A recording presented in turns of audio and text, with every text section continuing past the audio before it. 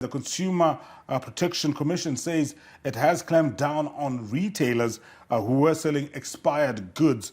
Some of the retailers had been prosecuted and made to pay fines of up to $3,000 US.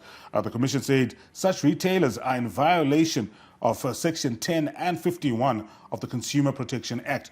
We spoke to Consumer Council of Zimbabwe to discuss this matter further.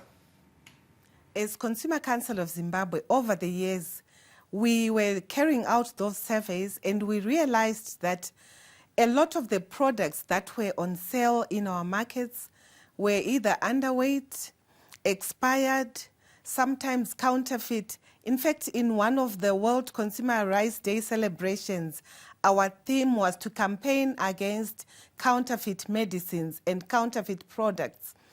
This raised awareness through consumers because we were carrying out consumer education. We were also handling a lot of complaints, and that is what pushed Consumer Council of Zimbabwe to request and lobby for the Consumer Protection Act. We also asked to have an enforcement wing as consumers, sort of our police in the person of the Consumer Protection Commission. And now the commission is mandated and they are doing their work, they are enforcing, they are actually fining, and we are happy as consumers because that's exactly what we wanted and that's what we lobbied for, and government gave us the law.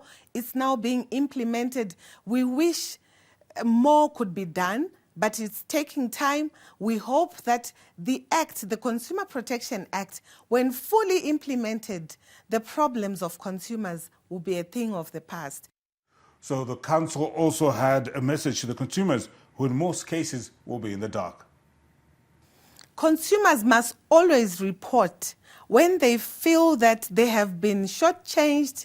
For example, you buy a loaf of bread, go home, have your scale and weigh it. You can even ask for the retailer to weigh it for you so that you see if it is below 700 grams, because the standard loaf in Zimbabwe is 700 grams. So if it is below that, as a consumer, you have a right to be given the proper product. If they don't give it to you, you need to complain. And you can complain to the Consumer Council of Zimbabwe, you can complain to the Trade Measures Department, to the Ministry of Industry and Commerce, to the Consumer Protection Commission, among many other, institutions.